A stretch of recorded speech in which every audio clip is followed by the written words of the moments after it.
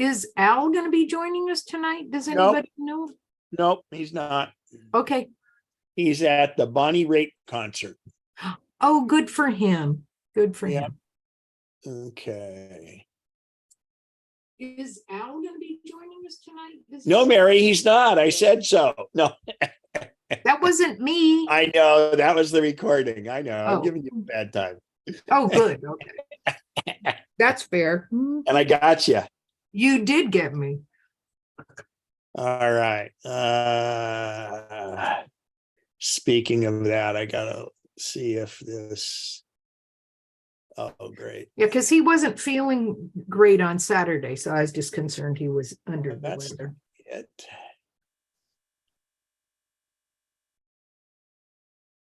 There we go. Okay.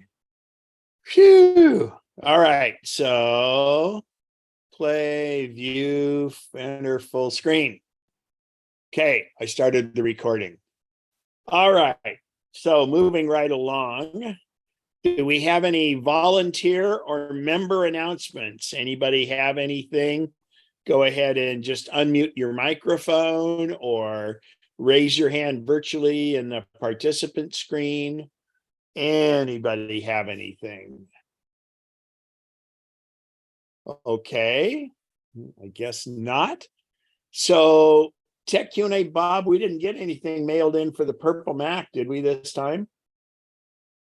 No, I've got a couple of the forms, but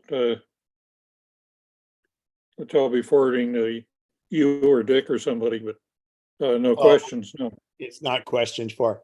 So let's start out then. Does anybody have actual help? Sorry, Bob, I interrupted. Go ahead. It says it's people that need actual discussion type help. Help, yeah.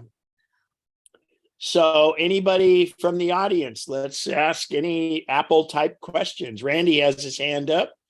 Go ahead, Randy. Yes, Al had posted something on the MacNexus Facebook page, and it seems like with the coming out of the next iPhone, Apple is going to, and this is what was not clear to me, maybe confirm it, is that the charger is going to be a USB-C, and future iPhones will also be a USB-C, no longer Lightning. So it's C to C, is that correct?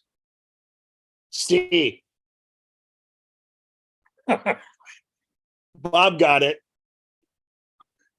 The Spanish word for yes, C. Oh. Gracias. It has to do with the European Union. Yeah, and it's about time. The iPads have had USB-C. So USB-C, of course, is the best part about it is USB-C, just like the Lightning. You can't plug it in the wrong way. It plugs in one way or the other. And in fact, not the charger, but the charging cable. So we've had USB-C for the last two iterations of the iPhone as on the charger end, but on the phone, it was a Lightning. So the Lightning connector, which is a great connector, it's so they can have one phone worldwide, because governments think they know better about tech stuff and they're always way behind. And so they've mandated in Europe that phones have to have USB-C, which you can accomplish with an adapter, but it's kind of time. I mean, the Lightning has run its course. There are some issues with USB-C, and whenever you get charging cables or chargers especially, make sure you get good quality ones, because they can catch fire, and so be careful with that. And then for cables, always look for MFI, which means made for iPhone. So that'll be the iPhone 15 that will be coming out probably in September. So good question. And that's what's coming, and it'll be nice. And then I actually, for my iPad, I generally get a right angle adapter, like for my iPad mini, because I don't like having it there where it can easily be knocked off. Now, obviously it doesn't pull straight out if it's a right angle connector. So you do have that, but I just like it because it's not getting knocked sideways. Apple does a pretty good job of making sure that port has a stainless steel ring around it, so it makes it very robust. So, all right, Mary, go right ahead. Oh, Keith, I'm sorry. Keith's in front of Mary. Go ahead, Keith. So I think this should be an easy question, but I don't know the answer. My desktop computer, my Mac Studio, no longer gives me sounds when I'm sending an email out. It used to be a swoosh sound and a little ding when an email came in. Those sounds are turned off, and I can't figure out how to turn them back on again. So Happens to me also Really? on an Intel iMac. well, but Bob, do you have do not disturb on? From 10 p.m. to 6 a.m., but this is within the regular daytime. Okay, so And- let's look at And this. it's intermittent. It'll maybe Keith's getting the same thing where it'll for a couple of days I'll have no sounds, and then it'll be normal for a few days. Well, you guys are probably you're both running Ventura, right? Yeah, but this was also happening before Ventura. Okay. I'm running It's something Monterey. in the mail program, I'm pretty sure. No, you're not. You can't be running Monterey on that new computer. Well, Oh wait, Well, you he could. could, Yes, you could be in Monterey. I'm sorry. I thought you said Mojave. I knew it wouldn't be Mojave. Well, anyway, so my system preferences are up. You guys see that, right? yeah. So go to notifications and go down to mail right here. And I have mine off, but you would allow notifications here. And if yours is on, turn it off and then turn it back on. Then the other thing you always have to look at is focus. And focus is the do not disturb. So in fact, if do not disturb is on, or if it's scheduled to be on, that overrides the notifications. So again, the notification panel in system preferences, or if you're running Ventura, it's called settings. And you go down to the actual thing like mail, and you would allow notifications. So that turns it on, but then it can turn it on. But if you had do not disturb on in focus, it would negate that. So this is the overall for all notifications, where this notification is specific to each app. So give those a whirl. And I always like to say, toggle them on, toggle them off, and see what happens. If it continues to be intermittent, that's a whole nother issue. And man, it's weird. You may have to play with the settings, and sometimes it's just a software thing that just needs to get updated. And then of course, I dealt with somebody today, the watch wasn't getting notifications, and it's kind of hit or miss on that. So, and always restart. The first thing, first and foremost, Keith, restart and see if that changes anything. Okay. Go ahead, Bob. Well, You notice your panel has you're not on Ventura, Nope, correct? absolutely not on Ventura. Okay, because there's no and I am, and there's no button up there for focus. It's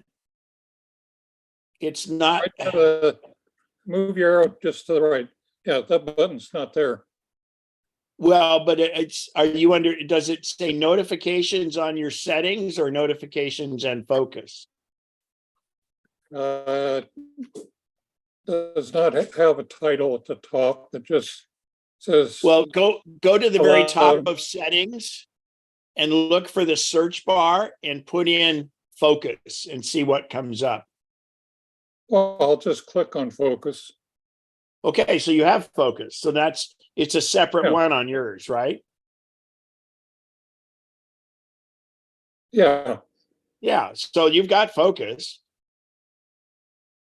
Okay, so it's just reorganized. Okay. Yeah, because they want to change things just to just to screw with us. Yeah, I know. No, Only a actually bit. what they did is they tried to make Ventura much more like iOS. All right, Keith. And Keith, you'll have it, it'll look like mine, right? Yours does? I think so, yeah. I have Yeah. not been, I was trying to set all the preferences under mail preferences. And the sound thing was on there. I hadn't thought about going into the. Yeah, the actual sound that you want it to make is under mail, and you have to make sure it's on there too. So there's 3 spots basically. Okay, I'll play around with that and see. Great. happens. It's not a big All deal. right, Mary, Yeah. go ahead. Yeah, you mentioned some new stuff coming. I was just wondering if it's still worth it to get an iPhone 14, because I'm thinking about it might be time. Well, so the deal with getting new phones is, if you're at all thinking about changing carriers, that's when you look for new phones, because they'll always give you a big incentive to come over. But I think that September is when the new phone will come out. They did just come out with a yellow version of the 14. The 14s are great. There is talk that the 15 might come with a periscope camera. Now, before you laugh and think about a regular periscope, let me explain it to you. And this would only be in the Pro model. And if you think about your cameras on the phone, they have the bump on them because they need to be a decent length, because one of the lenses has 7 elements in it. And what that means is there's actually 7 lenses in there, and you see how thin the iPhone is. So what they do is, and right now the biggest you can do is 3 times or 3x optical zoom. If you do what's called a periscope, what happens is you've got the lens just like it is, and then it has that space for the thickness of the phone. And then at the bottom, there would be a prism. And that prism, you could then have a light tube essentially down farther on the phone. And then you'd have another prism that would then send the light to the sensor. Because right now the sensor sits under that lens. The sensor is it's what reads the image. And with a periscope, you've got longer length, which allows you to put more lens elements in there. So you could get a 10x zoom instead of a 3x. So 3.5 times the zoom you get. And that's the holy grail of having an iPhone with all the great software and a zoom lens. And somebody, I forget what phone it is, can do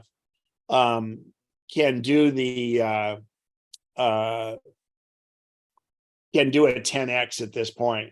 So it's not a periscope to look over walls and for your submarine. It's the 2 prisms are what create that periscope. Now, we're not sure if that's going to be in the 15 Pro or not, but that's an indication. So, it's always tough mid-cycle like this. You probably get better deals on them now than it would then, but it's up to you. Just realize that it's probably going to be early mid-September that there'll be an upgrade to the new phone. Okay, thank you. And Ken, just something I just noticed in this update of Zoom, I'm not on the display. You know how all the pictures? It's not on. Oh, no, it is. I couldn't find it. Never mind. Okay. The words You say we see you. Yeah, I know, but I couldn't see it. I thought they had done something so you weren't, whoever it was. No. So never mind. All right. Thanks, Mary. Dawn, go right ahead. Unmute yourself. Unmute yourself, Dawn. You're muted. And I'm not good at reading lips. Yeah. Okay. There was a discussion about podcasts in one of the meetings a month or so ago. And I was wondering, is there any way to search for a keyword like that? And in Al's notes or any other place that I'd be able to go back and find the notes. I take my own notes, but I didn't have anything in my own notes or forgot to take them. About podcasts? Yeah, right. This is a general 2 questions. one is where the podcasts are, but the other one is how would I search on either through the blasts or through the website to see if I could find them. So I'll show you what. So I'm going to go ahead and share my screen again. And I have the PDF of today's notes. Actually, I don't have it in PDF right now, but I will make it in PDF so you can see it. Hang on here, get that out of the way, close that. So I'm going to make this into a PDF really quick here. Export, save as. No, that's not going to do it. I'll do it this way. I'll make it a print and I'm going to open it in PDF. So so you would have to go through month by month of all of these old ones, but we get the PDF that Bob links. So if I go up to search up here and you would type in podcast, and obviously there's no podcast in this one, but let's find a room. Okay, here's the word Apple. I'll just type in Apple. And you can see here, it shows me that it's found on 7 pages. It highlights the word Apple on each one, and you could go through it. So you would just go through the previous couple months of them in the PDF and just use the search box up here under the word podcast. Okay. I was going to try that, and I was just searching in Google Mail for MacNexus Blast, and I only got a couple of them. Is there a search term? Because I haven't been saving them all. What I want to go do is go back and save all those blasts. Well, I don't think it's under blast. So look at one of the one you find. There's probably a common phrase in there. Yeah. That would be consistent across all of them. Okay. And see. And then, and then podcasts. Yeah. I mean, you can search for certain things on the internet under podcast, and also in the podcast app, you can search for stuff, but they don't necessarily transcribe it. So it's not like every single word that was said is in there. Yeah. That makes sense? Yeah. So I thought if by just searching Google for MacNexus, I would find no, because so those are not necessarily posted on in a website. So Google uses these spiders to search things, and they have to be living somewhere to be searched. Yeah. And those don't really live there because they're sent to you as an email. Yeah, I was just trying to find all the blast emails. Yeah, that's in your email. So you should do like me and never delete emails. And I don't. But when I searched for blast in emails, I didn't get every. Yeah, just go to if you find one of the blasts, there's going to be a common phrase in there. Okay. Copy that phrase, go into mail, and put that in the search. And you should get every blast that's got that same phrase in it. Search okay. MacNexus. Don, From MacNexus. Don, the reason you're not finding, because you're using the word blast, and none of the blasts have the word blast in their name. Okay. Well, I just did MacNexus, but I'll just have to look closer. Yeah, most of them have the word chat in their name. That'd be a better word to use for. And then once you find one, look for, because there's similar wording for most of it. Yeah. Just find one where it's got, and you don't have to do a whole sentence, but at least, 5-6 words, and then use that in the search, not as a from or a to. It'd be in the entire message, and it'll come up with all the other ones that have that. Yeah.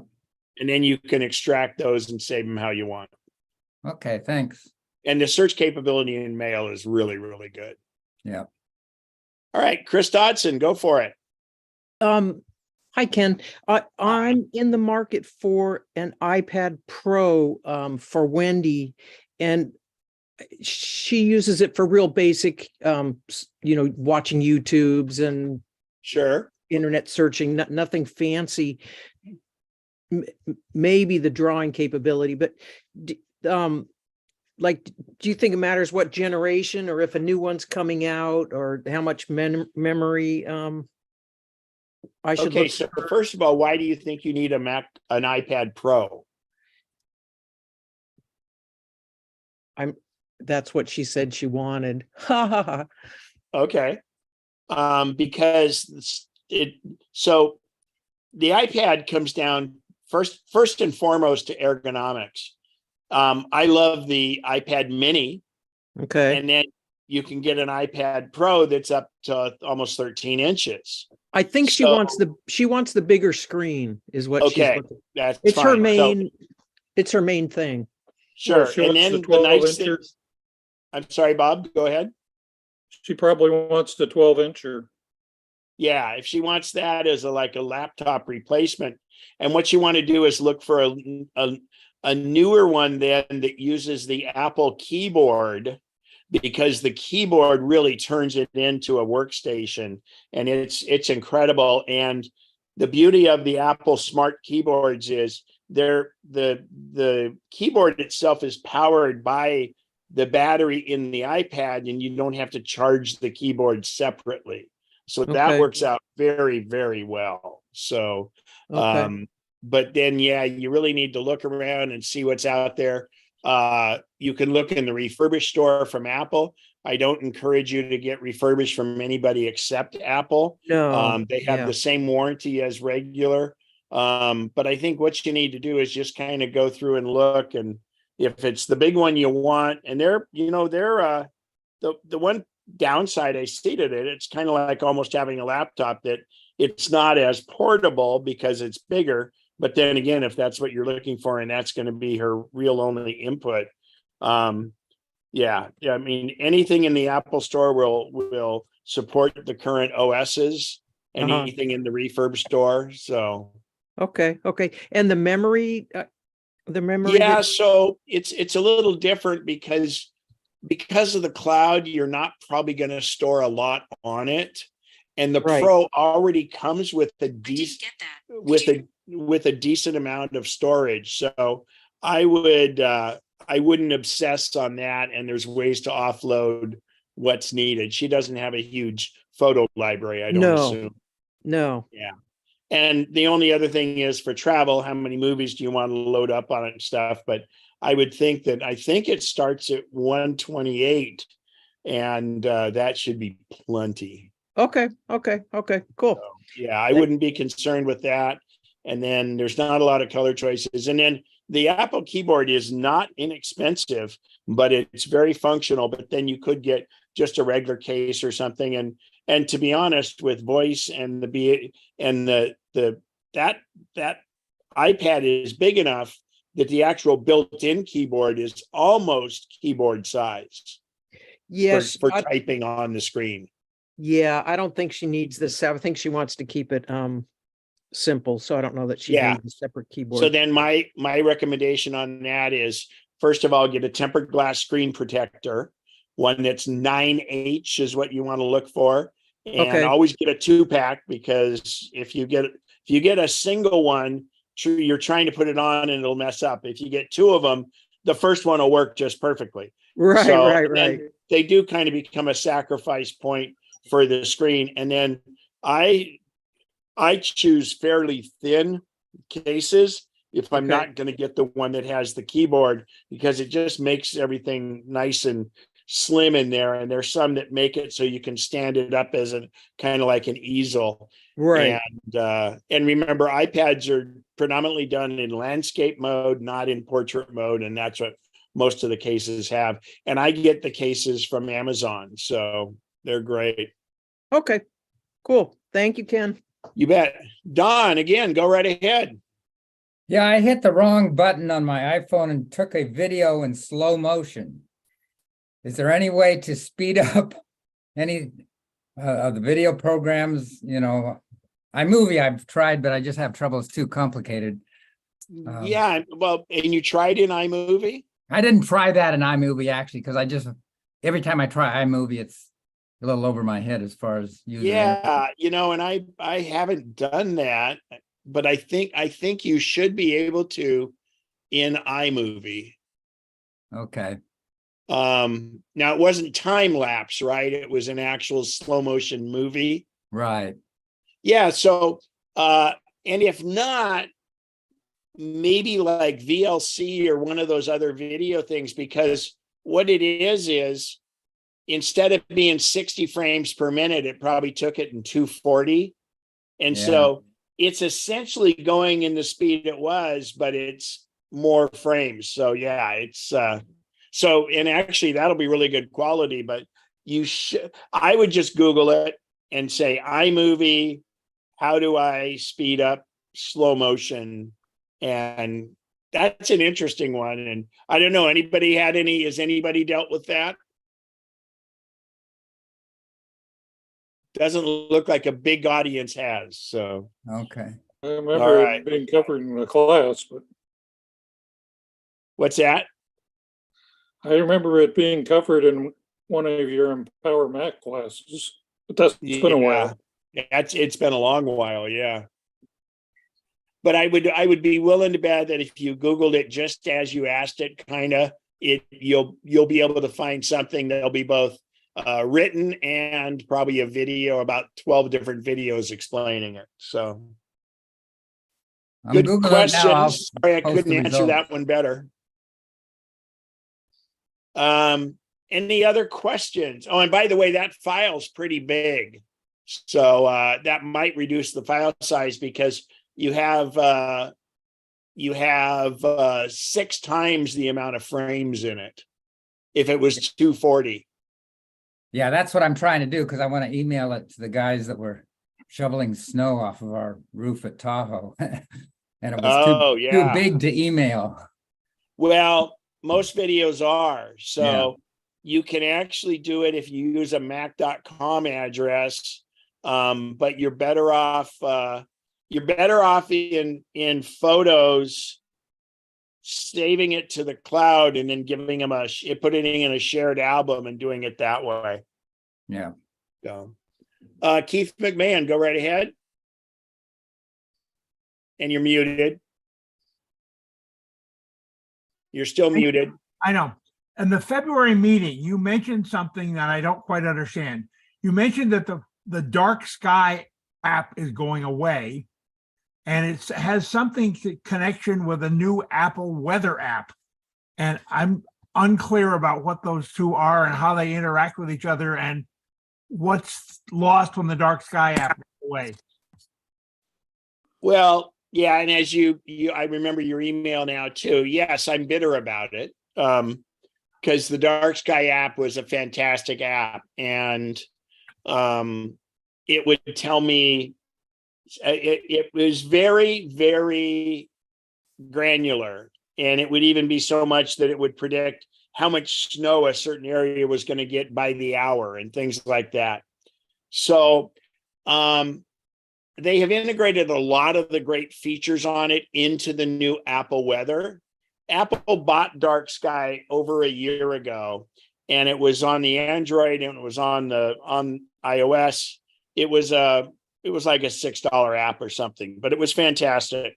And they bought it because there were so many good features that they wanted to roll in to the Apple's weather app, and they've put most of the good ones in there, but they of course left out the ones that I and other people really wanted. But there's no going back. Dark Sky no longer works. If I pull it up, I can't do any locations. It doesn't give me any forecasts or anything else. Kind of the big thing with Dark Sky was if you put in a location, like for instance, your own home, or if you have a cabin up in Tahoe or something like that, and it would even give you, so like at my house, it would say, you're going to have a rain drizzle in 10 minutes. And by gosh, you could almost set your clock by it. they've integrated that into Apple Weather. And if you turn on notifications, it'll do the same thing. And what this is it's a very smart algorithm that uses multiple weather stations and the radar and all that. It's not that it has its own special weather stations. What it had is how it takes that information and coalesces it to make it very worthwhile. And the new weather has really nice radar now. And it's very, very, very good. But those of us that use dark sky were very spoiled by how good it was. The other thing for photography, dark sky was fantastic because it would predict cloud cover. And so I could really see when it's going to be cloudy and when it's not, for when you're trying to plan shooting photos and things. So anyway, I was almost over it. Thanks for bringing it up again. It's like rubbing salt in the wound, but no, it's, and I'm looking, I've been exploring alternatives. The Weather Channel actually has a pretty darn good one, but there's one that I'm exploring that I already pay a subscription for. It's called Open Snow, and Open Snow seems to be pretty good. And there's like all these different weather models. So anyway, there's good stuff out there. It was the familiarity of using that app for many years that made it very easy. But the Apple Weather app is now absolutely fantastic. And So, is that something you have to download separately? no, the weather app's on your phone. It's the one that just says weather, and it's got a little cloud with a yellow sun on it, and it just says weather, and that's a built-in app on your iPhone. Is that a function of what operating system you have? What iOS you have? No, it's been, the weather app has been in the phone since the very first phone introduced January 9th, 2007. Okay. It's just improved dramatically. All right. Well, if you I find have a a question. good substitute for dark sky, let us all know. Hey, I have a question. Yeah, I'm- go ahead. I'm looking at Charles's Murphy's picture, and I could see his background isn't really sharp, but both Mary's and mine, our backgrounds are just out of focus. How does he do that? Yeah, well, if you go into your settings on yours, you have what's called blur on. Okay. It's in the Zoom settings. Yeah, mine is definitely on blur, Joe. Oh, wait a minute. I'm looking at Zoom. Are you on, Joe? Are you on a Mac or a? I'm on iPad? I'm on an iPad. On an iPad, I'm not sure where that is on there, but it's in under video. Boy, you got me on that one. And Ray Bulkey just posted in the chat. Let's see. Hey, Don, pull up chat because he's got a thing on how to change the frames per minute and things like that for you. Okay. Yeah, I if you go found to chat, he's got a thing. It's called Shortcut App. So Okay. Yeah, Ray, iMovie thanks will for- do it. I found that. yeah, and this just sounds like a pretty way to do it. Thanks, Ray. I appreciate it. And did you have a question too, or not? No, I No. just wanted to post that for, it's actually called Shotcut. It's, Oh, Shotcut. Excuse me. I threw an R in there. yeah, it's not Shotcut app, Don, and just if you hit the chat button, there's a link to it right there. I got it. yeah, it's not as heavy duty as a lot of the other video processing apps out there, but there's, Which means it's easier. yes, it is, but there's still a learning curve. So, YouTube your questions and you'll find answers. Good. Thanks very much for that. Shotcutapp.com. You're welcome. Okay. And is that a Mac solution or a iOS? That's native to Mac and other operating systems. Great. Good job. Thank you. You're welcome. Okay. Any great questions? Any other good or any type of questions? Good questions, bad questions? All right. So let's go back to, let me pull up the keynote here. I think I want to share this. Al isn't here tonight like we talked about, but he put together, as he always does, and you guys will get these emailed in the blast. I'm just going to kind of touch on a few of these here. The battery replacement costs went up for the phones and the Macs and stuff recently. It's because batteries have gotten more expensive because everybody's building batteries. Sony Bravia TVs now have AirPlay 2 and HomeKit and stuff. A new Mac, this is news to me. A new Mac Pro is coming, confirms Apple exec. And what I'll do is someone make a note to remind me. I'll put this in the chat. I'll copy and paste this into the chat so it's all there for us. But after the meeting, Bob will mail this stuff out. So augmented reality versus AI. By the way, I'm going to be doing a presentation in April on Chat GPT and artificial intelligence for our whole community out here in Sun City, Lincoln Hills. But I will follow that up with an a longer one for our group, and we'll talk about GPT and artificial intelligence, and we'll in the background and the history, and then go into more of that, and that'll be coming up probably in late April or May. So clean energy charging, this is the thing where you can have your phone charge at certain times, so it's assured that you get green energy, but really it's kind of all fungible. How to quit all the apps in macOS Ventura. Again, battery price. The new A17 chip will be in the 15 Pro, and this is the 3 nanometer chip. Currently, they're using a 5 nanometer chip. The smaller you make the chip, the less heat it puts out, and the faster it operates, and the less energy it uses.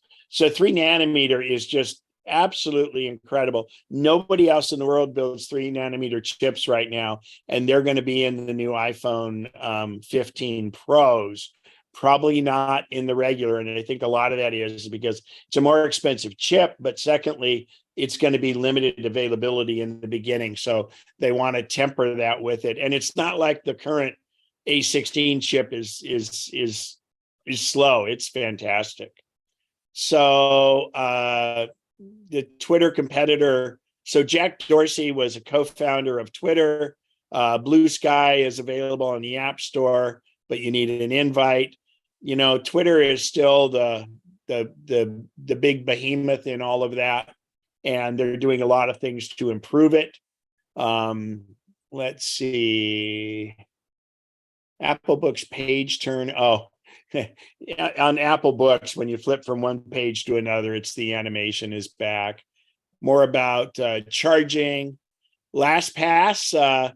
If you're a LastPass user, I do not encourage third-party password programs. I wholly believe in Apple iCloud keychain for everything, but they had a breach, and they got everything. So make sure if you have LastPass, you change your master password.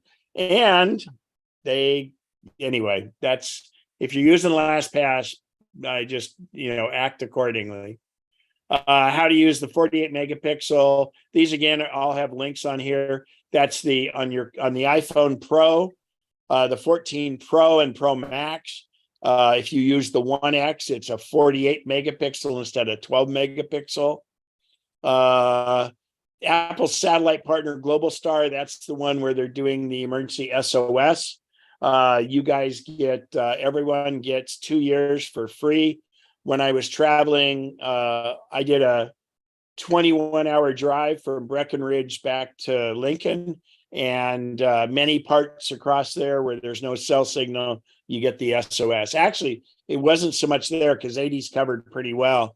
I went from Sun Valley to Telluride, and that was out in the middle of nowhere. And so I had SOS up quite a bit, and you can actually use it to communicate if you're stuck and have trouble.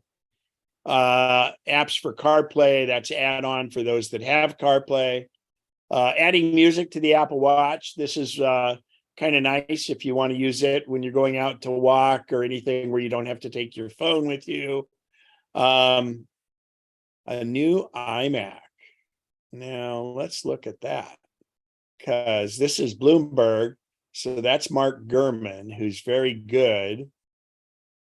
Is it a 27? Because there were rumors of this.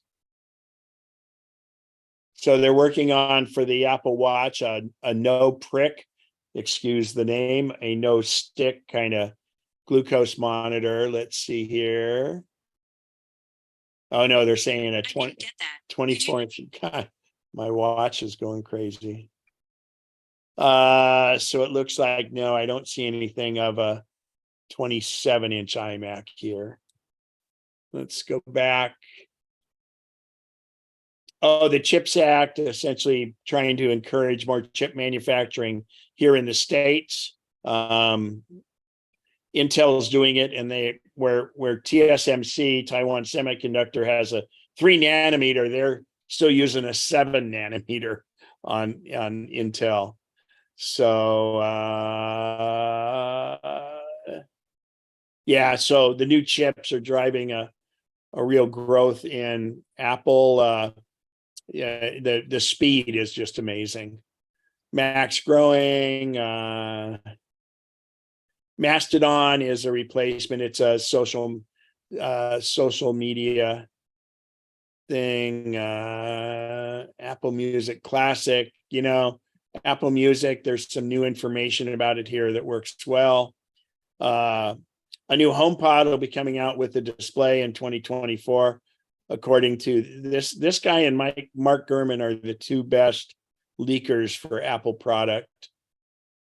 Let's see. App Store, yeah, they're changing pricing and working with developers on that a little better. Oh, this is an interesting one. Setting up a shared network time machine. So that's if you have a RAID somewhere. YouTube price hike went up by from 60, it was $64.99, I believe. And that's really just pressure they get from the content providers. So that's why that's gone up. AI generated language features, Siri is not using AI, but it is using AI, but it's not using GPT. So a lot of this whole thing now is GPT, and it's just amazing. And we'll go through that, but it's amazing technology. And there's a thing today that I just read about that actually it's amazing. If you watched any of the demonstrations, it can take an author like one guy, Jordan Peterson. I mean, he's a bit controversial, but he's a pretty good writer. And he had a 12 chapter book, and he told AI, he told Chat GPT, actually, and it was the 3rd version, not the 4th. The 4th just came out. He said, write a 13th chapter to Jordan Peterson's book. And it went through, and basically it wrote the 13th chapter, which he never wrote for the book.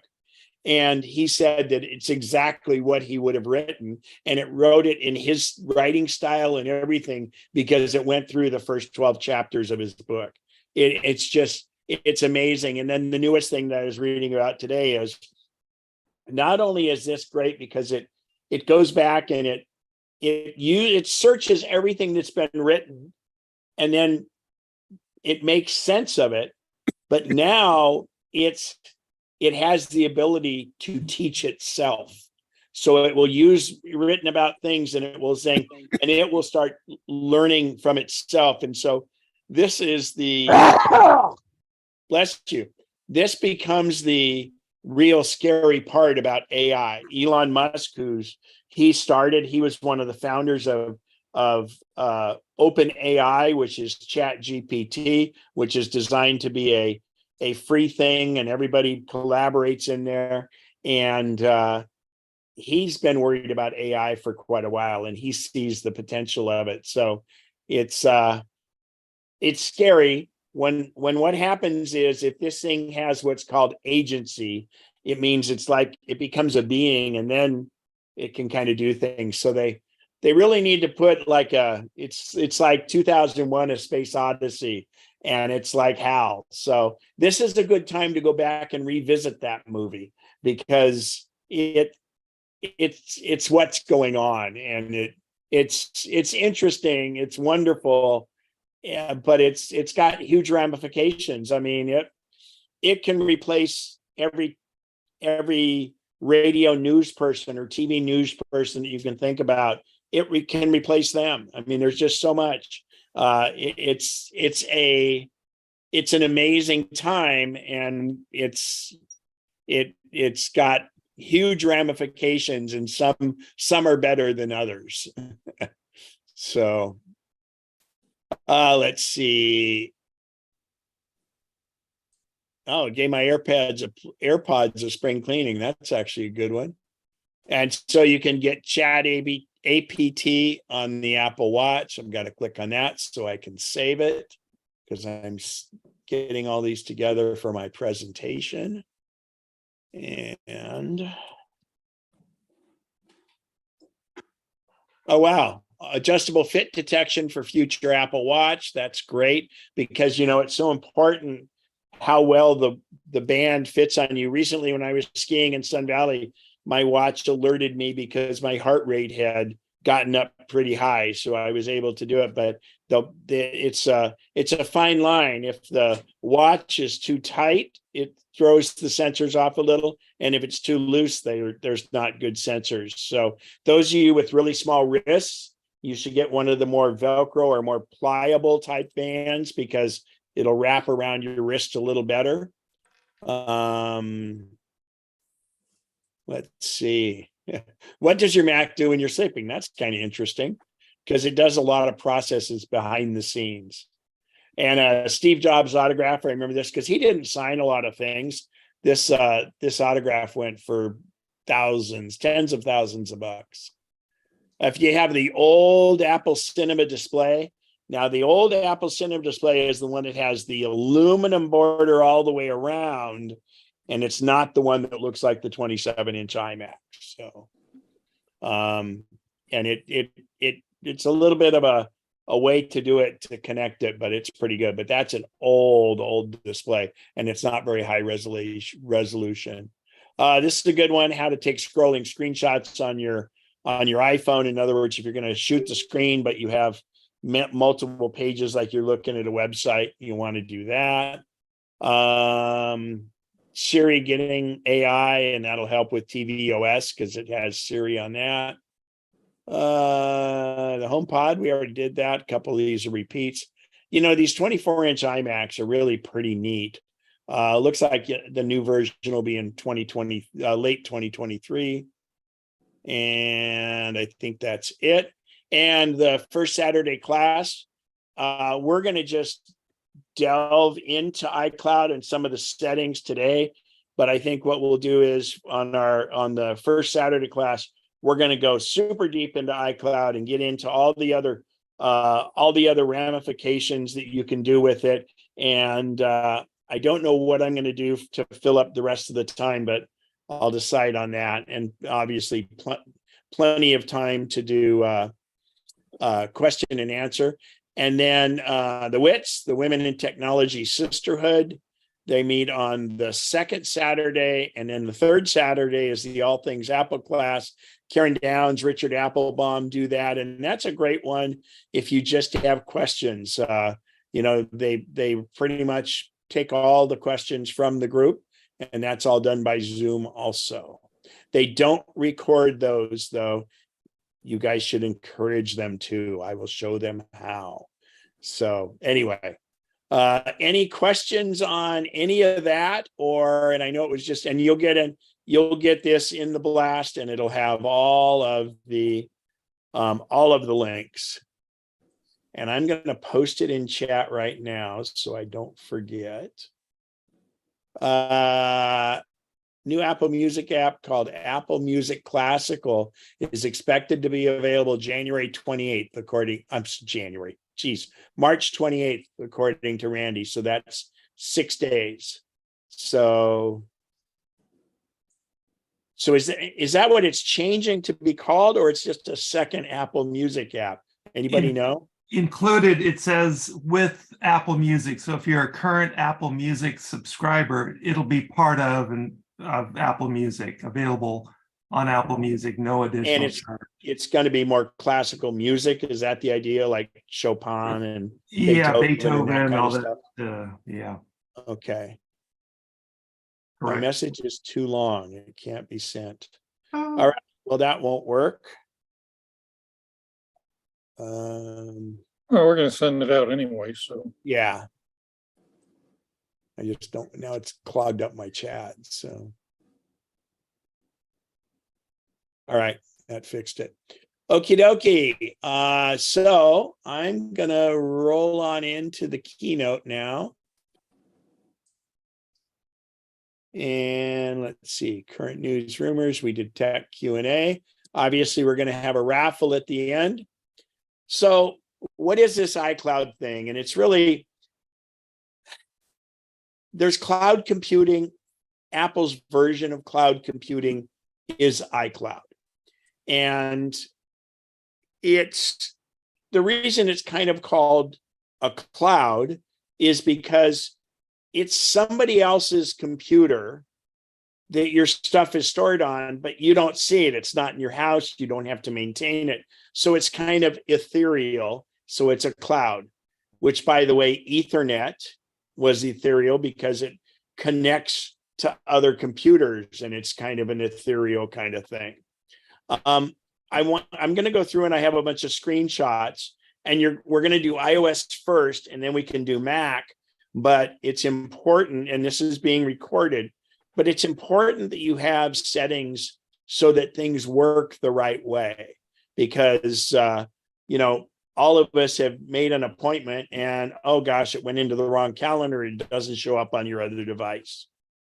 So the other thing that iCloud and cloud storage does, it allows you to offload or make available more space on your Mac or your iOS device by freeing up some of that stuff and putting it on the cloud, but you can access it all the time. So it's really neat, and it's good. And now that we use solid state drives in Macs instead of spinning drives, that space is very valuable. So iCloud allows you to optimize that.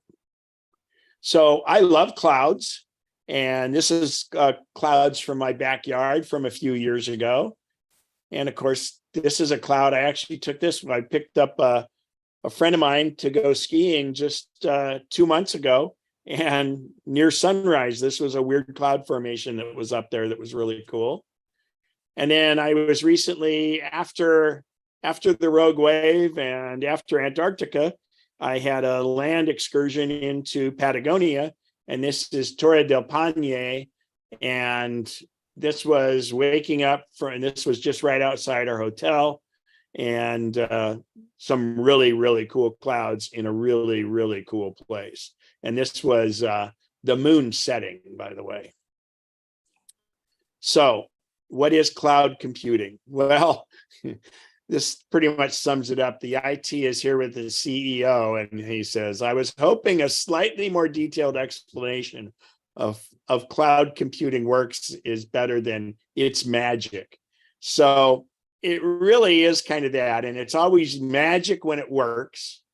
And most people don't even realize it's happening and it's working, and that means everything's doing really well. It's when things don't work that it becomes a little more forefront. So I've had this graphic for a long time. I found it a long time ago, and it just reminds me that if everything's working in cloud computing, it's like being on cloud 9, which is that extreme happiness or euphoria, like you're floating on air. And so if it's working right, that's the way it is. So The reason I brought this up about how email works is because, believe it or not, since the very first email was sent, that was cloud computing. And it really kind of graphically shows you how it is. So think about, before email, we had regular mail. A person would compose a letter. They would put it in an envelope with an address, and they would put a stamp on it. Then they would, their mail carrier, or they would go to the post office, which is the sender's mail server there. And then that would go from that post office over to the local post office of the destination. And then it would go to the other person. So that's how email works. You compose on the left as a sender, you compose an email, you hit send, and let's just say you're using Gmail and your recipient uses Yahoo, for instance.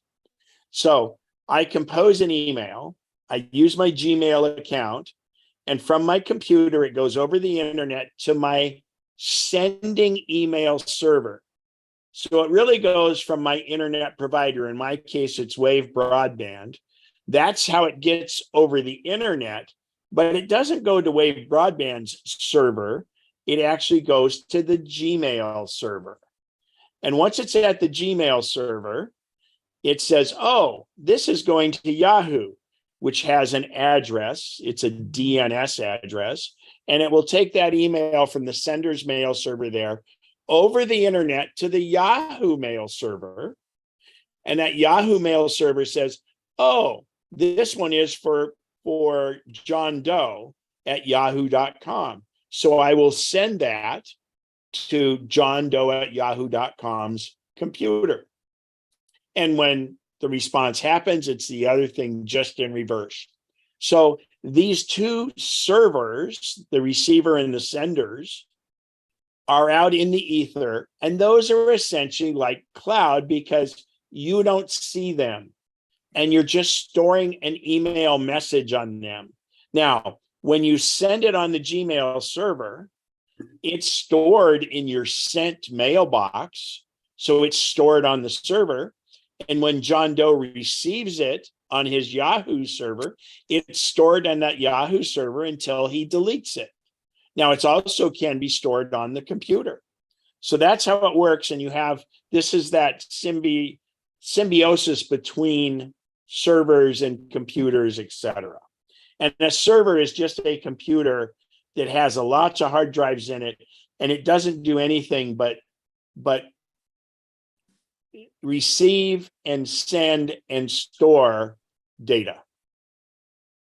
Any questions on this concept at all? Please go ahead as we're going along and ask. So Apple's version of that is called iCloud. And on your iCloud, and you can go to iCloud.com on any modern browser, it can be on a PC. You cannot go to iCloud.com on an iPhone. You can use these apps on the iPhone, but you can't go to iCloud.com on the iPhone. You can on the iPad and on modern browsers, Safari, Chrome, Firefox. So these are all there.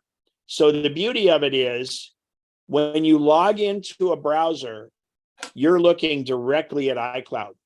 So a lot of times people have trouble where they say, you know, I entered a contact and it's showing up on my iPad, but not on my iPhone and things like that. So I always say the best way to troubleshoot it is go to iCloud.com and see if it made it to there. Because the thing is it may or may not gotten to iCloud. And therefore, if it didn't get there, it's never going to get down to your other device. And I'm going to show you how that works in a minute. And I found this thing interesting. There's no cloud. It's just someone else's computer.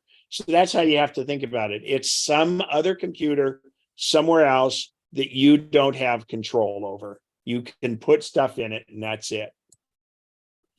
Now, how does it work? So we're going to start here, and I'm just going to use contacts as the way to look at this.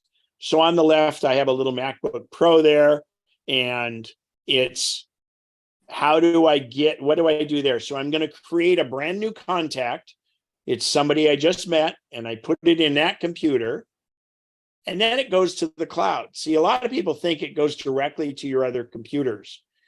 Your other computers and your iOS devices do not talk directly to one another. They just don't. They don't officially sync. What happens is it went up to the cloud, then it goes down to the iMac, to the iPad, to the iPhone. Now it's in all of those locations, a copy of it, and up on the cloud is kind of the real one, the official one. So let's say that person now changes their email address and they send me a new email address.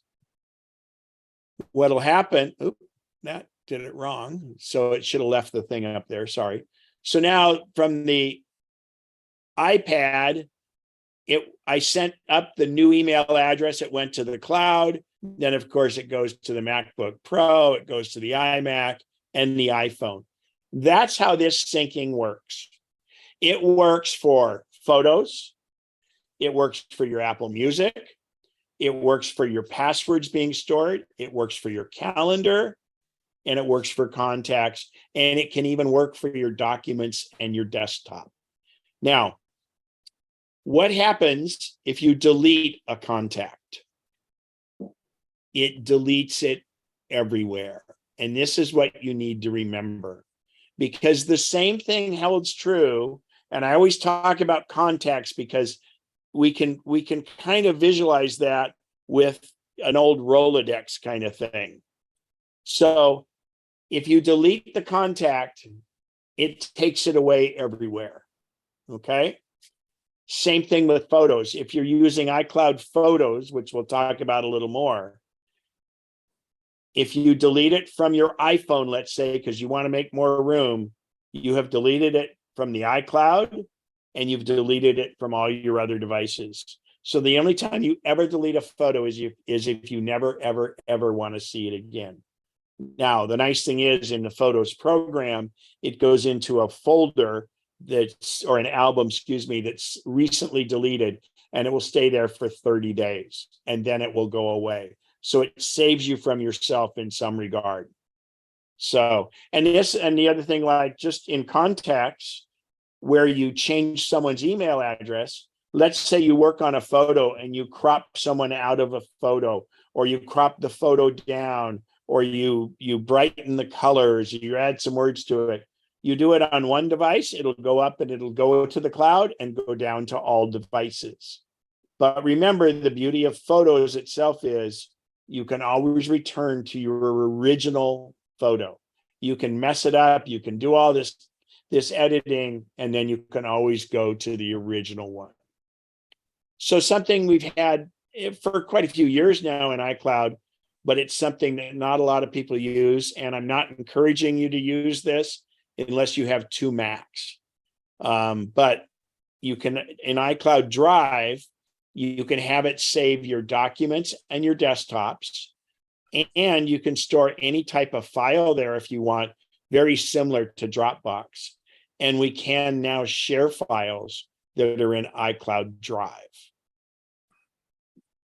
The other thing that I love, and it's very safe, very secure, it's the safest and most secure way to do your passwords, is you have your password syncing on the iCloud keychain. And you want to have that because if you make a new password for Amazon, you go to Amazon.com on your computer and you change your password, you tell it to remember your password. Well, then it remembers it in the keychain, and then that syncs with your iPhone. And on your iPhone, next time you go into Amazon.com, it's got it covered. So all of these devices, all of these types of things, it allows them to feel like they sync to one another, but they really are syncing through the cloud. The cloud is that terminal where everything goes. And it's backed up by Apple. Apple's large server farm, the closest one for us, is east of Sparks, Nevada. If you're ever going through on Highway 80 and you're east of Reno, look for the famous Mustang exit. Now, the Mustang Ranch is no longer there, but the exit's called Mustang, and it's because of the wild horses they have in Nevada. In fact, where the Tesla Gigafactory is, there's a herd of wild horses that go around there. But if you're going along eastbound on 80 and you look over on the left side, you'll see a server farm. You'll see a bunch of buildings and not very many cars around. It is building upon building upon building of tons of servers that are Apple. And that's where your iCloud stuff is stored. It's stored there and on no less than 5 other places throughout the country. One up in Redmond, Washington. The very first one was in Maiden, North Carolina. And so you always, that way your closest, you get your information from the closest one. But if something happens and that facility, burns down or they lose electricity, they have backup power. They have huge diesel generators. And by the way, they have the largest solar farm you'll ever see is up on the hill above it. You can barely see it from the freeway. There's a couple little angles, but it's huge. But anyway, and they have tons of battery backup.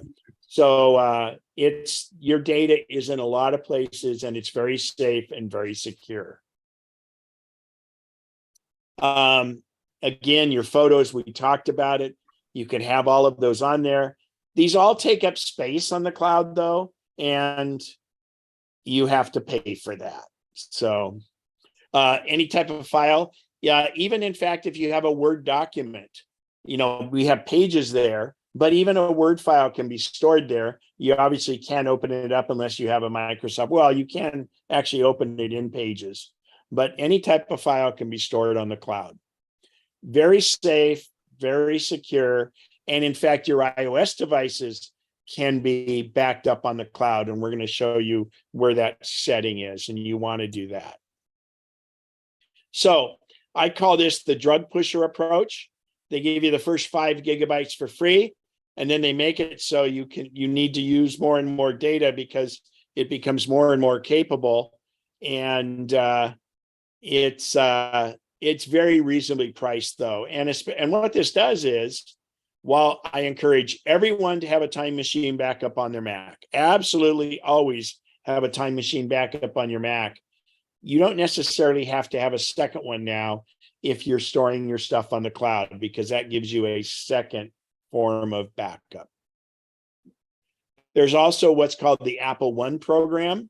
And the Apple One, you combine some of the Apple services and you actually save money if you're using different ones of those. So you want to look at Apple One, and Apple will even it'll put up a little notification and say, hey, you could save money if you're already doing fitness or already doing music if you do certain things. So this is the Apple One plan. There's a family plan and an individual and premier, and you can see what you can get with those different ones. And again, if there's any questions, step up. So you can follow along on your iOS device, but if you do, I encourage you to not make any changes right now. I'm going to show you what you need, but don't make changes. Go back through this on the recording. So if you go into settings in iOS, the very first thing is your name. So if you click on that, the next screen is it takes you to iCloud. In fact, you know what? Hang on. I'm going to make my cursor be a little bit more readable. There we go. Okay, so here we go. You tap iCloud. And within iCloud, now, first and foremost, photos we talked about, don't do it now, but you probably want to have iCloud photos on. The beauty of having iCloud, don't do it now, but think about it. If you have a huge library, you may not want to do it. But the idea of this is, if your phone needs more storage space, it will actually send the full version of your photo up to the cloud, but it has the ability on your Mac and on your iOS device to optimize the storage. If you're low on space, it will take that photo and make it smaller and make it be a thumbnail. And then if you really need the full-size photo to edit it or do anything else, it just downloads that one photo and makes it bigger on your device. So it dynamically adjusts. Now, the second one, the one that's highlighted here, is mail. Now, do not think this should be on for everyone. The only people that should have this on is if you have for instance, I have Ken Spencer at mac.com or me.com or iCloud.com. Even if you're using Apple Mail, it's only if you have an address that says whatever your name is at iCloud.com, at me.com, or mac.com. Otherwise, if you're using, for instance, Gmail, Yahoo, whatever, do not have this on, okay? Then one other thing that's fairly new is messages can be stored on the cloud now. And what this is many people have a lot of videos and a lot of photos in their messages, and it starts to take up a bunch of room. So it's very much like your Apple or your iPhone or your photos on the cloud. You can store your messages on the cloud too. Other than that, I like to have all of the other things on in green. But more importantly, farther down on this screen, make sure keychain is on. And that's something you can do now, but it might want you to do some verification to make sure it's you. And then the one down here is iCloud backup should definitely be on. And if you tap iCloud backup, it will tell you when it last backed up on your phone. So on your phone and your iOS device, not on a Mac, again, we're only on iOS here. So when it does it, the way it backs up is your iOS device has to fit 3 criteria. It has to be on Wi-Fi because it doesn't want to use up your whole cellular plan. It needs to be plugged into power because it doesn't want to drain your battery. And then the screen will be in what's called lock mode. So in other words, it's where it's dark. So with all 3 of those things would be, for instance, if you were charging your phone at night at your house, if you're connected to Wi-Fi, it will automatically back up every single night for you. Okay. One other thing on this page over here, if you have Safari on, the beauty there is it will sync your bookmarks and your reading list and your favorites between all of your devices. Okay. And I do stocks. I have stocks on because that way, if I have certain companies I'm watching, it'll propagate across all my devices. So any questions here on these main iCloud settings? Yeah, Ken, I don't see the keychain. I see wallet, Game Center, but below that, I don't see. Are you on your phone? And Siri? Yes. Let me look on my phone. Hang on. Because it's a little, so you're in iCloud. Mm-hmm. And then you need to tap iCloud again. And it's under iCloud Mail. It says passwords and keychain. It's a little different. This is iOS 14 is what I'm showing you on the screen. Do you see apps using iCloud? Well, I see let me display my phone here. Hang on. Just below on the newer version, just below passwords and keychain, it says show all. Tap on show all and you'll see all the apps. Okay, so if I'm in settings, I tap on my name, then I tap on iCloud, and you should see it right here. Passwords and keychain. Oh, I see that. I see that. Yes. Yeah. Yeah. In 15, they changed it a little. And then the iCloud backup is right down here. Right below. Yeah. Between. Okay. To show what he was showing you on a previous slide, you got to tap show all to see your whole list of apps. Well, yeah, you for keychain you shouldn't have to, but if I tap show all, No, then not it- for keychain. then it just- shows this screen, Yeah, And which is explain what I it want. in. just turning on and off. That intermediate screen is new.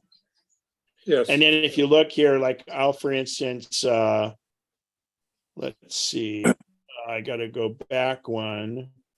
And if I go to iCloud backup, see it shows, oh, it's backing up right now because I'm plugged into a cord and it was asleep. But anyway, it would show you when you last backed up. All right, let me go back to the keynote.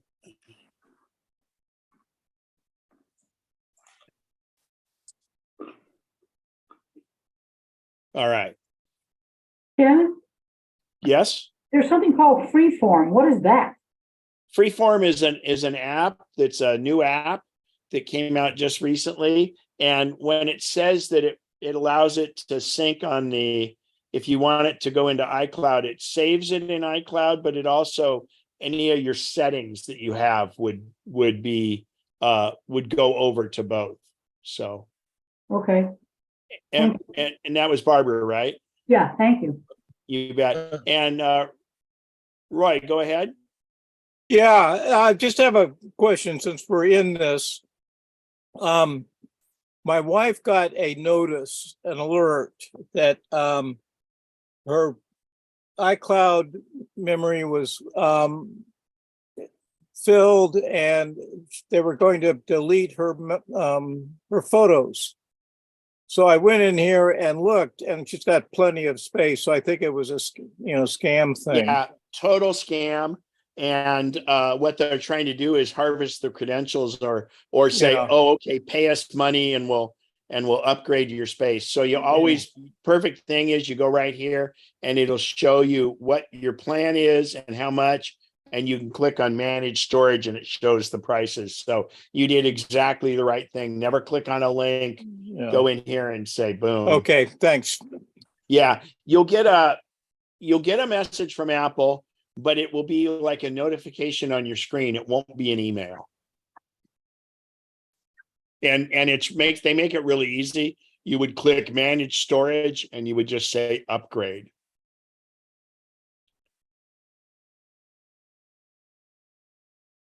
All right. So now, and again, this only applies to iOS. We want our contacts to sync. So what we do is if you go into not into the program, but you go into settings, the gray gear, and you go down to contacts. And the most important thing in contacts is to set a default account. Now, if you do not have anything listed under default account, it means you only have one account, and that's good. That means it's iCloud and you're fine. If you have multiple accounts like iCloud, and this is probably a Gmail or on my iPhone, you would see default account, you would click on default account, and you always want to be using iCloud. So, oops. So when it says default account, it means if you're going to create a brand new contact, you're going to create it in iCloud, and that's good. Now, you can always change it later, but that's just very, very important. So if you don't have any default account listed, don't worry. It means it's doing it just fine. And I'm going to show you on the Mac in a couple minutes here how you do it there. So calendar is the same thing.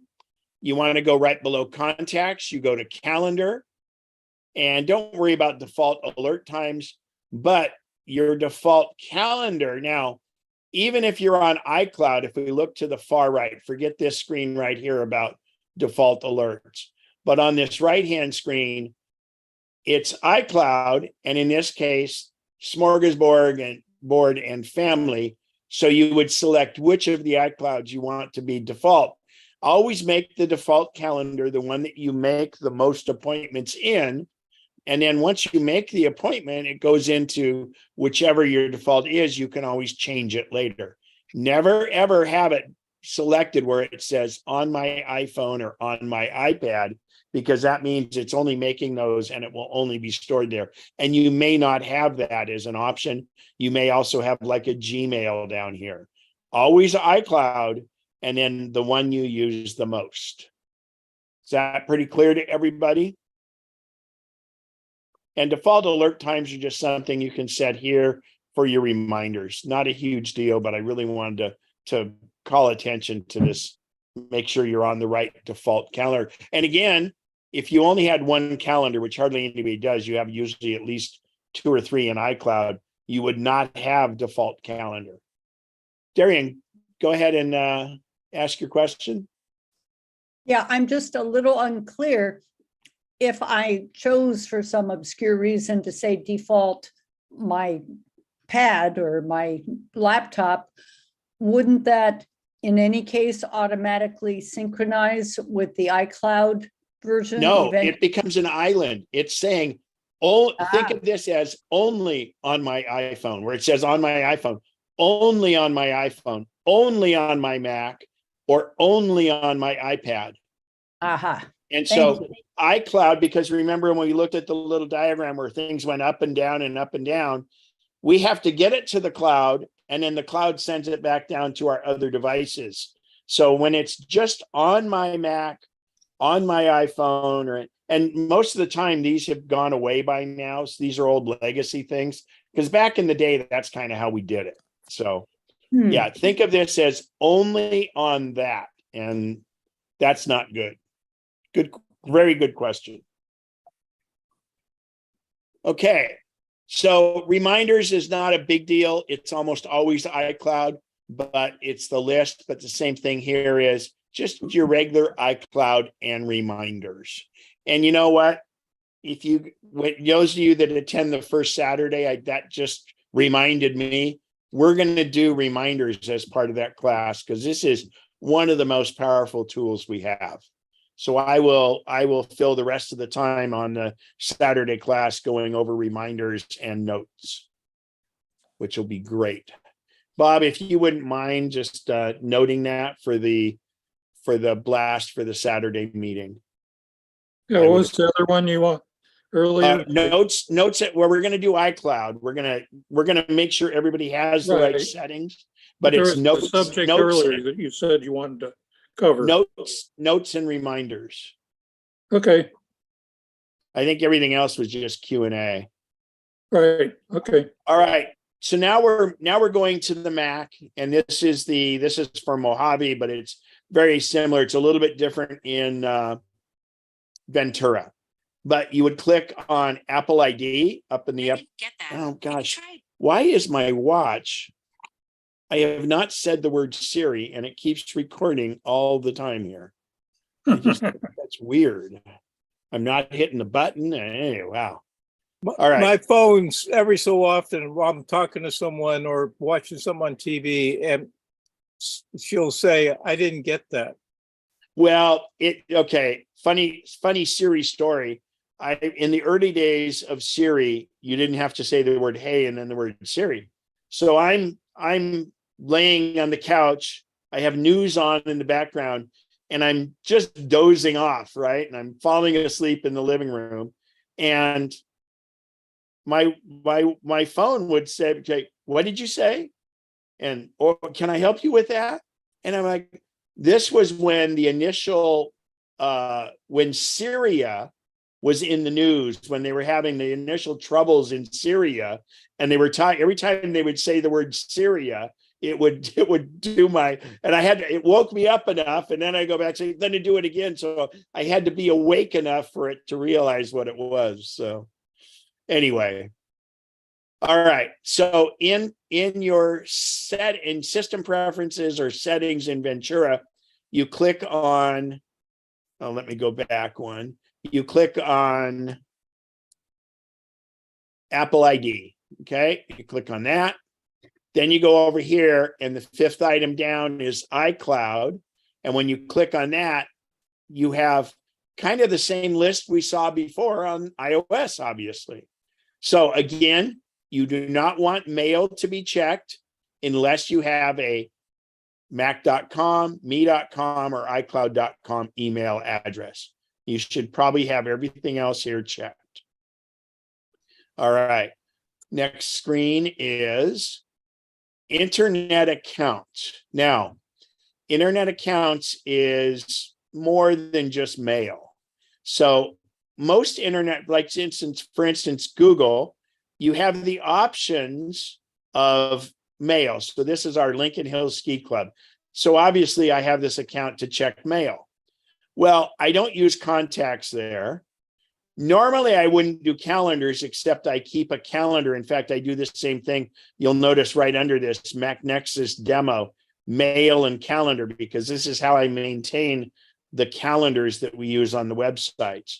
But normally you would not have this on, and you wouldn't have notes, because you want all of those to be under iCloud, except for mail, unless you have me.com, mac.com, or iCloud. So you normally, in a regular Gmail situation or Yahoo or whatever, you wouldn't have these other ones, because we really want all the syncing to happen only on iCloud. So these others should be off in these other cases. Then remember how on the iOS device, to do our default account on contacts, we use the settings app. Well, on the Mac, you actually go into the contacts program. So once you're in contacts, you go up to the upper left where it says contacts and come down and say preferences. Once you're in contacts preferences, you'll be on this general screen. And then you go down here. And again, if there's no default account listed, don't worry about it. That means you're good. But you want to make sure it's iCloud. And now this should be the same as what it is on iOS.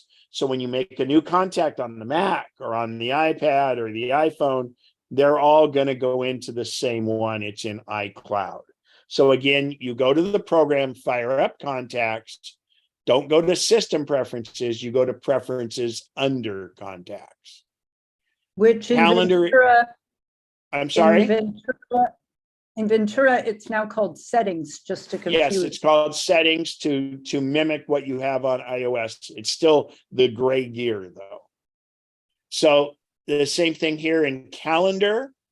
You go up to calendar preferences, and then you come to the main general screen, and you go down here, and the default calendar, you want this to correspond. You want this to be whichever calendar you're putting the information in the most, and you want it to be the same default on your iOS and your Mac. So, and notes, kind of the same thing, just make sure it's in iCloud. And you don't have to do anything with reminders.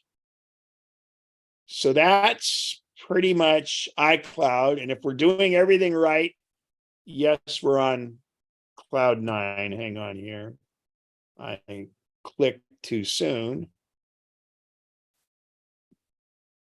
And then I thought this definition was pretty good. Cloud, to make obscure, to confuse. So hopefully it's not. Darian, go ahead and ask your question. I'm sorry, I'm still back on trying to set up the default for my contacts, and I'm on Ventura, and I'm not finding, I'm not finding. Are you in the contacts app? I'm in the thing that says and contacts. Up by the word contacts at the very top, does it say settings or preferences? Bob, tell me where it is. I'm not on Ventura. I did settings. Okay, settings. And then if it doesn't list a default, then you're okay because it's doing iCloud. Well, where would it be not listed? Is she on a Mac or a phone or what? She's on Ventura, so it's a Mac. Okay. Let me. If it's not there, it means you don't have any options. Okay, under accounts, it says iCloud. Right. And that's your only one, right? Yep. That's why there's no default. Aha, okay, In other words, Apple hides it from you if you don't need to if you don't if it's not set up to be used, which is really nice. But yeah, it makes it confusing though in this situation. thank you for that clarification. You bet. Another question on that, please. Go ahead. So when I looked at mine, it was checked, the default. Are you on account was, Ventura or on something else? Well, it was checked Gmail or Google, and so I want to change that to And is this in contacts or calendar? contacts. Yeah. And again, remember, it's only your default one. Okay. So yeah, you want it on iCloud, and that way when you create a new contact, it's going to be, and then make sure all of your devices are the same. Okay. Thank All you. right. If your email's working fine, don't fiddle with it. Yeah. Well, not your email, but your contacts. Or Contacts. contacts. Yeah.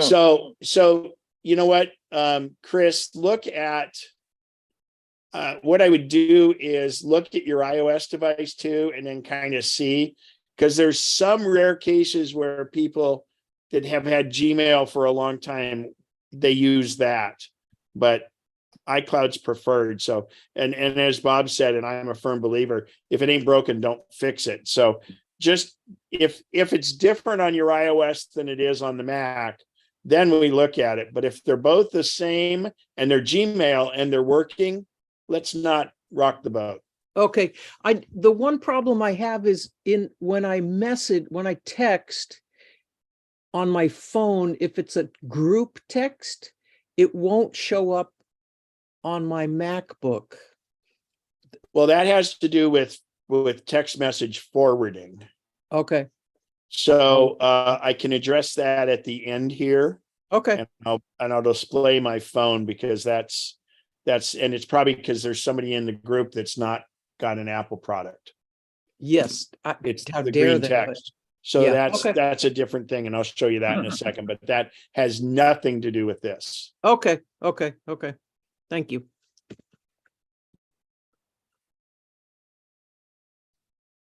Okie doke. And to fix that, I'm going to go ahead and I'm going to bring up and share my phone. Let's see.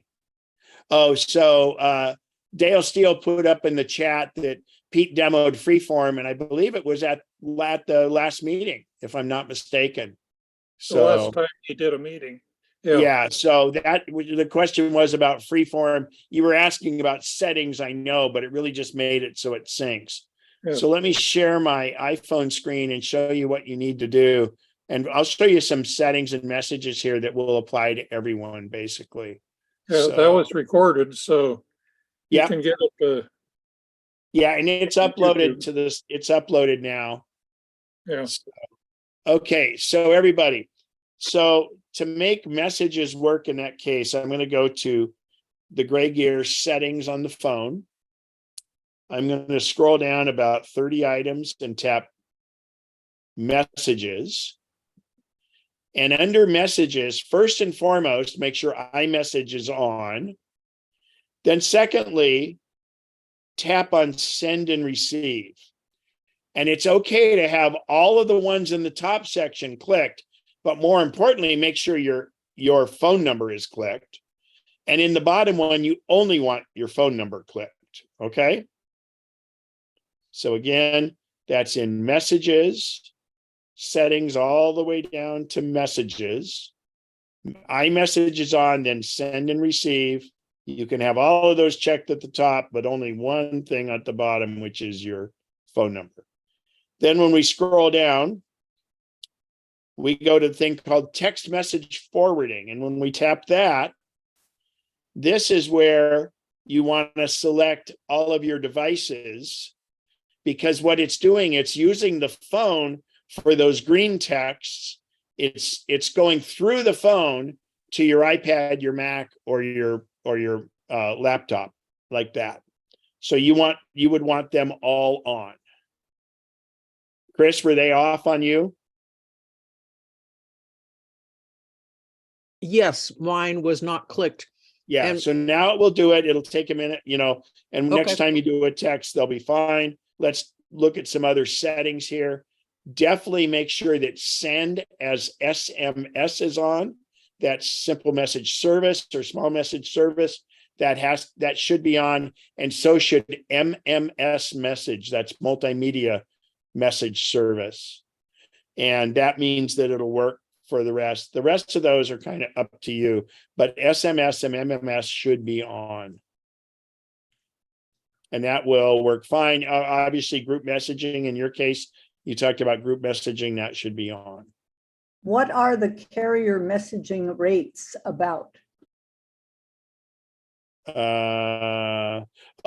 So back in the old days when you used to get charged for a text message.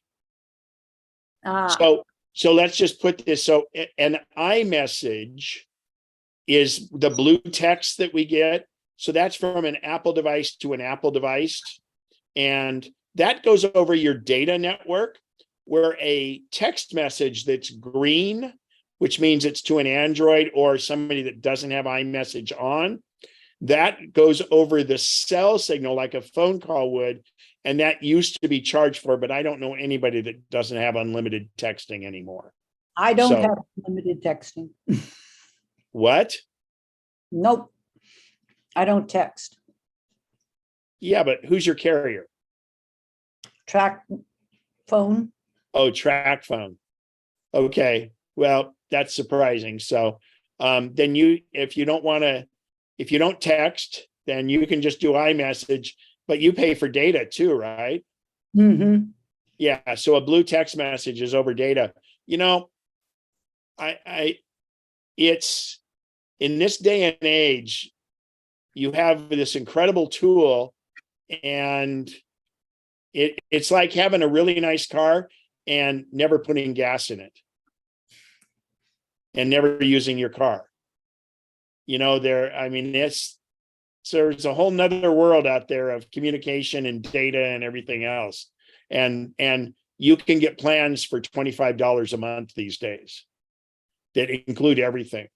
So it's up to you, but I'm just saying you might want to revisit that because you're out somewhere and you need to find out the hours of a business or something like that. But anyway, enough of that. So any other questions before we go? I've got plenty of time for questions before we get to the raffle. So ask away, raise your hand, unmute yourself, whatever you want to do. Randy, go for it. Creating groups in contacts.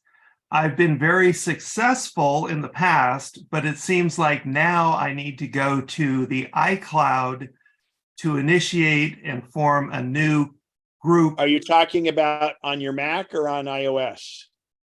The Mac, iMac. Are you in Ventura? Yes. So let me share my screen.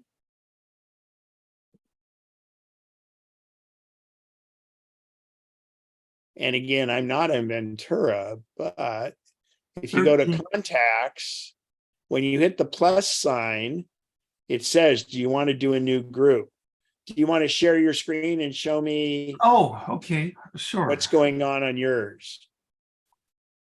Okay. Hang on. I've got you a co-host. Let me unshare. So if you hit the green button at the bottom, click share screen. And then you can, when the new window pops open, click share in the lower right. Fantastic.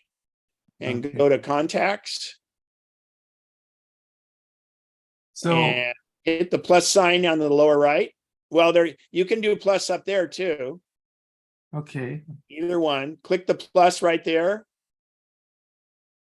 Yeah, new contact or new list. They're called lists and not groups now. Oh, maybe that's what threw me. New Yeah, list. it used to be groups. Oh, okay. Good to So go. you can Command Z and that'll undo that. Okay.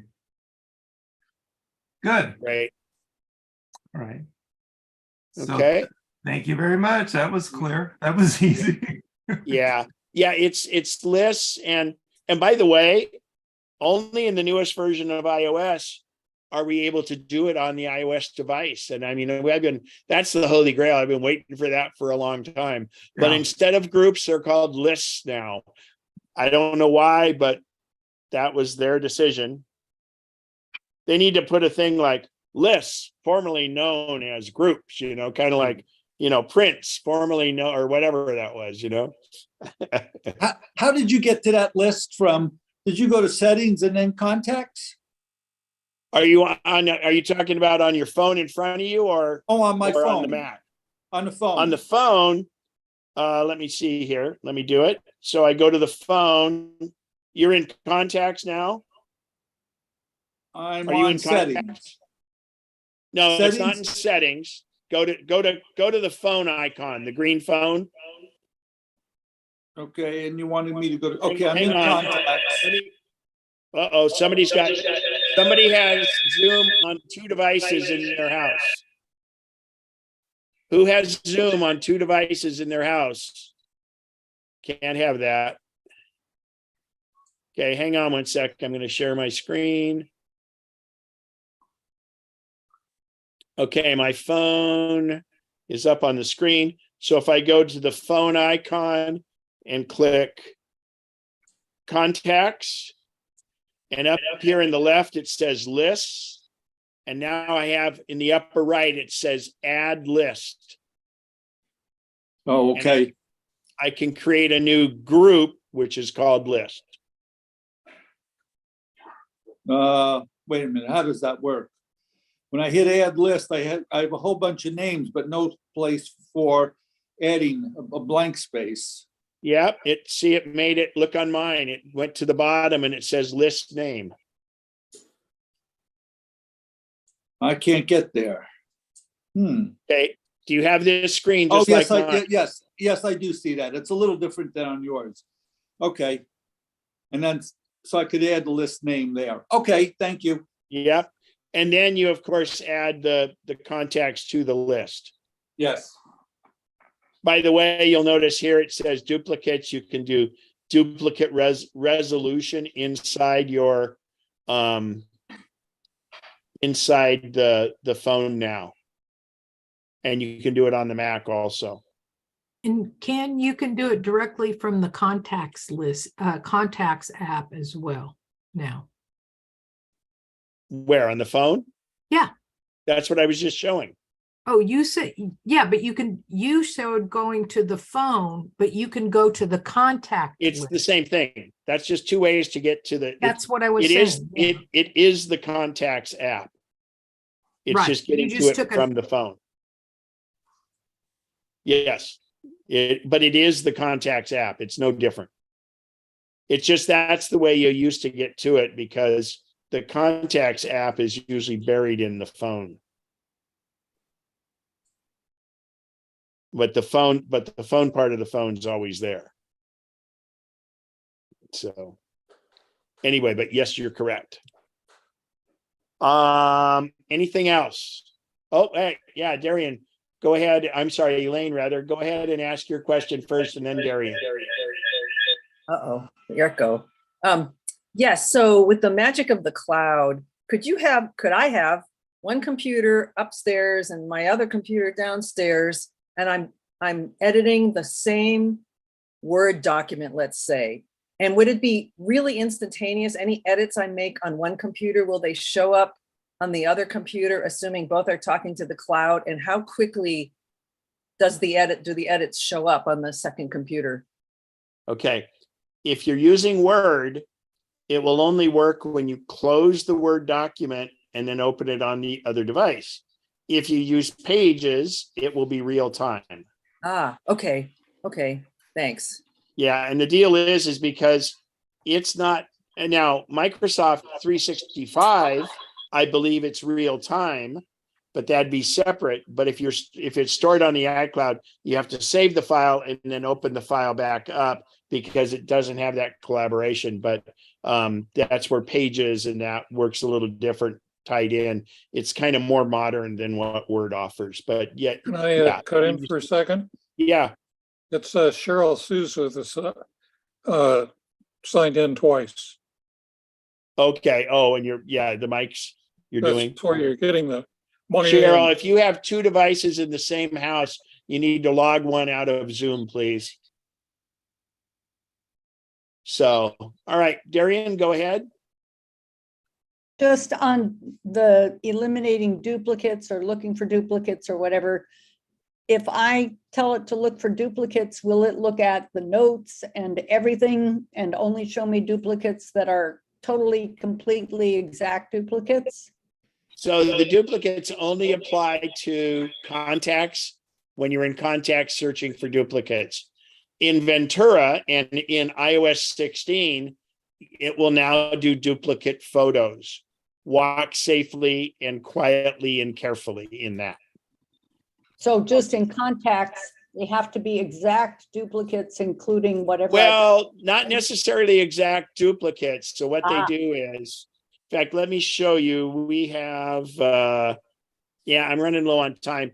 If you come to the Saturday class, we'll show how to do that. But basically what you can do is, if you go to your Mac, up at the top, it says card in contacts, and you can say, look for duplicates. But then sometimes you might still have some duplicates that are similar. And for some reason, or it might have been an extra space between two words or something. So you can select the ones that look like duplicates, go up to card and say merge selected cards. Thank you. Look for duplicates and then do that. So Don McBride will be our last question before we go to the raffle, because everybody wants to know. Yeah, one time I had syncing contacts on my Mac and Google. And now in Gmail, it seems to pick up the contact in Google rather than Mac. And if I change it on Mac, it's not changed on Google. So is there any way to solve that problem, like telling Gmail? So remember, what we've been setting is what the default account is, but it doesn't mean you can't have other ones feeding it. But if you want them to sync, you've got to have the Google active on all the accounts also. So if you're going to make the Saturday meeting, we can kind of go over that. That's a special case. I don't like it because then it starts saving these email addresses that are one-time people that you don't have a name for, and it's like no reply and all that other stuff. It just seems to fill it up with stuff you don't want or need. So, but we could address that Saturday if you're around. Okay. So we can do a mic thing. All right. So we're going to do our Siri drawing here. And I need some numbers from Lisa and Mary. So what's our big number? 3, wait a minute, oops. 283. Yeah. 283. Mm-hmm. Okay, and what's our small number? 38. 38. So what that is the big number is when we do the total member drawing. And all right, we need to mute all mics. Can one of you co-hosts do that for me here? Mute, and then I'll unmute myself or something. Somebody has two devices on Zoom in the same location, and that just messes things up. I turned mine off, Ken. Okay, thank you. I think it's Bev. She turned it off. She turned it off? Okay. Okay. All right, I think we're good now. I'm not hearing any feedback. Good deal. So again, so what we are is we give out $25 Amazon gift cards it's drawing amongst the 38 member attendees tonight. And then we give two $100 gift cards, and then one $100 gift card goes to the entire membership. And that will be a different number. Let's say John Doe wins the one $25 and it's number 16, and then they win the other one, it'll be a totally different number. Mary and Lisa have had those numbers. I'm going to have Siri choose the numbers. If for some reason it doesn't take my diction correctly, I will redraw on that, and that number is void. And I see it on the screen when I do it, so I can see if it did it. So we're going to do the $24, I'm sorry, the 4 $25 gift cards first. If you win 2 prizes, you have to give one back unless it's the total membership one.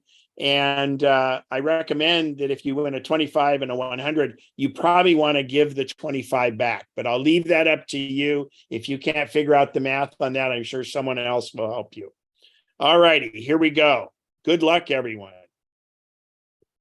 Give me a random number between 1 and 38. The answer is 14. 14. So, and I'll be emailing these out this evening to your email address. It's not spam, and you will get an email from Amazon. So who's number 14? 14 is, and I always pronounce this name incorrectly, I apologize. Indolus. Someday I'm going to learn how that's pronounced. Well, congratulations. All righty, move on to the next one. Give me a random number between 1 and 38. The answer is 21. 21. John Hart. John Hart, congratulations. Give me a random number between 1 and 38.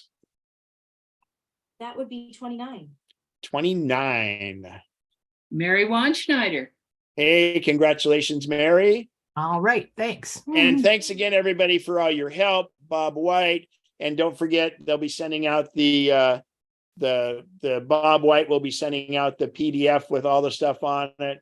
Randy, Mary, Lisa, and let's see, Roy, our other board members on there. Okay, the last of the $25 gift cards. Give me a random number between 1 and 38. It's 16. 16. Jane Hunter. Jane Hunter, congratulations. Thank you. You're welcome. So now we're going to go with the 2 $100 ones. Give me a random number between 1 and 38. It's 14. Uh-oh, that's a dupe, isn't it?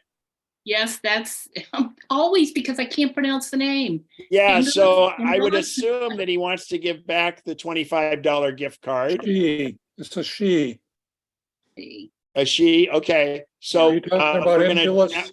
we're gonna draw for the $25 gift card that's now back in the mix. Right. Give me a random number between 1 and 38. The answer is 12. I should have said, and don't make it 14. 12, Lisa. It's Elfrida.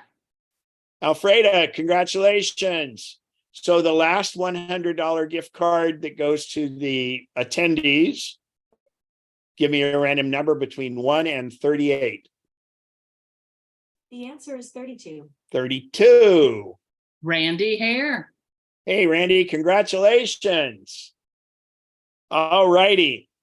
So, and you've got that, Lisa. So it was how it switched around. So this will be for the entire membership, and they have a separate list on this, and it'll be a random number between 1 and 283. And by the way, we've tested this.